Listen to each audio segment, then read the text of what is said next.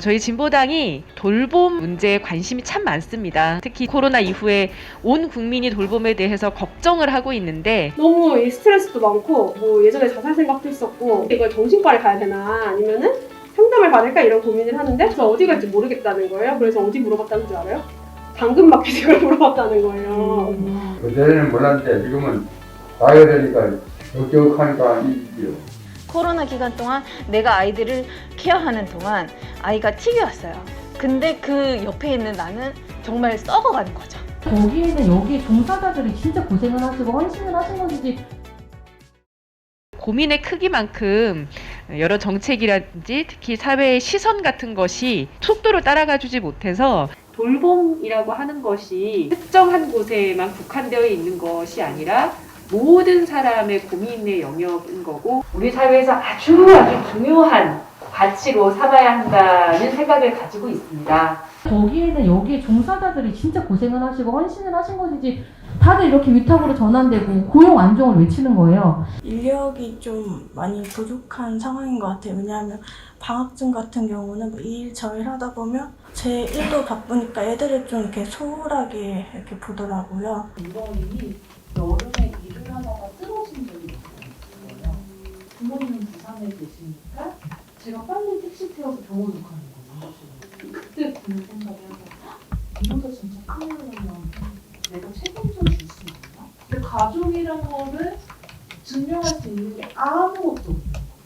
최소한 같이 사는 동안이라도 어떤 공동체를 법적으로 인정을 해줘야 된다는 생각이 그 고독사한 청년이 한 명 있었는데 근데 심지어 1년이 지나고 나서 그 집주인이 계약을 이제 연장해야 되는데 연락이 안 돼서 그 집을 찾아갔다가 발견을 했다는 거예요. 어디 나가지 못하고 뭐 운동도 잘 하지 못하고 그래서 지금은 뭐 코로나 때문에 여기서 못 하잖아요.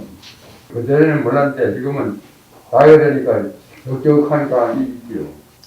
두 명이서 이제 막 저희 어르신들을 28명을 보는 거예요.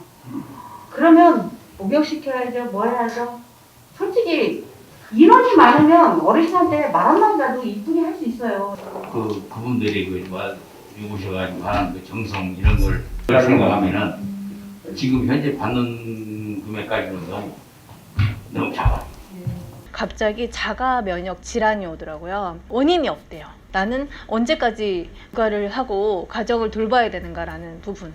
근데 나는 어떤 돌봄도 받지 못했어요. 코로나 기간 동안 내가 아이들을 케어하는 동안 아이가 틱이 왔어요. 근데 그 옆에 있는 나는 정말 썩어가는 거죠.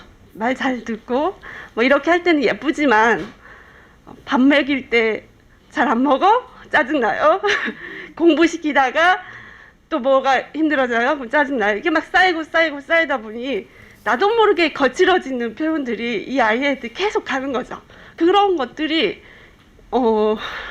스스로 느낄 때 이게 아동학대가 아닌가 이런 생각이 들 때가 굉장히 많이 있어요.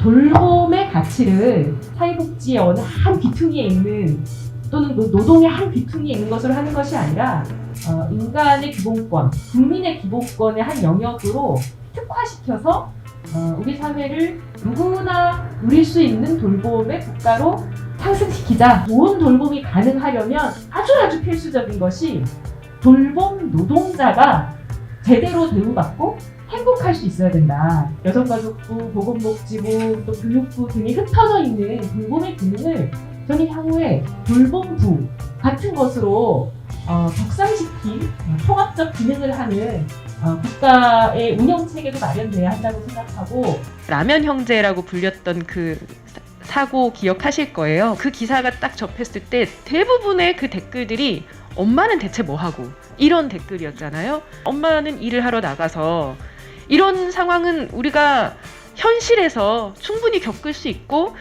그 내막을 알지 못하는 상황에서 무조건 엄마에 대한 비난 그리고 실제 가장 가슴 아픈 것은 엄마였겠죠. 이 돌봄의 문제가 정말 심각한 국가적 위기 상황이다.